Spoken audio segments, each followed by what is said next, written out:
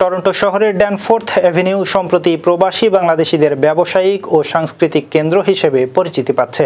স্থানীয়দের এবং প্রবাসী বাঙালিদের প্রিয় এলাকা লিটল বাংলাদেশ নামে পরিচিত এই অঞ্চলে রয়েছে বাংলাদেশি মালিকানাধীন একাধিক প্রতিষ্ঠান, যেখানে কর্মসংস্থান হয়েছে শত শত প্রবাসী বাঙালির। আর এইসব প্রতিষ্ঠানগুলো ঘিরে গড়ে উঠছে বাঙালিদের বসবাস। বিস্তারিত থাকছে প্রতিবেদনে। পরনে রঙিন শাড়ি, হাতে চুড়ি, পুরো শরীরে বাঙালি সাজ। গাছতলে দাঁড়িয়ে গল্প করছেন, আবার কেউ পাশ দিয়ে হেঁটে যাচ্ছেন কফি হাতে। কারো বা ব্যস্ততা জমিয়ে আড্ডাবাজি করতে, কেউ বা ব্যস্ত নিজের ব্যবসা সামলাতে। চারপাশে হরেক রকমের দোকান, এসবের নামও লেখা আছে বাংলায়। দেখে মনে হবে বাংলাদেশের কোনো উপশহরের সড়কে ঘেঁষা মার্কেট এটি, কিন্তু না, এটি সুদূর কানাডায় অবস্থিত বাঙালি অধ্যুষিত ড্যানফোর্থ অ্যাভিনিউয়ের চিত্র।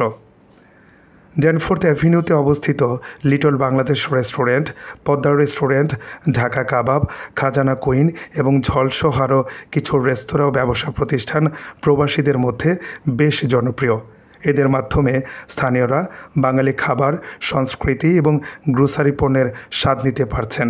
এছাড়া সংবাদপত্র, কম্পিউটার ও প্রিন্টিংয়ের দোকান, বিভিন্ন ধরনের গ্রোসারি শপও রয়েছে এই এলাকায়, যার অধিকাংশের মালিক বাংলাদেশি। আবার যারা কাজ করেন তারাও বাংলাদেশি।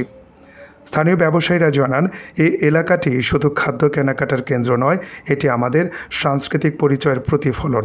এখানে এসে আমাদের সম্প্রদায়ের মানুষরা নিজের দেশের স্বাদ, রং ও ঐতিহ্য অনুভব করতে পারে। জানা গেছে 2023 সালে টরন্টো সিটি কাউন্সিল এই এলাকার ড্যানফোর্থ অ্যাভিনিউয়ের ফার্মাসি অ্যাভিনিউ থেকে মেইন স্ট্রিট পর্যন্ত অংশকে বাংলা টাউন হিসেবে ঘোষণা করেন। এতে বাংলাদেশের প্রবাসীদের অবদানের স্বীকৃতি মিলেছে এবং ব্যবসায়িক সম্প্রসারণে নতুন উৎসাহ যোগ হয়েছে।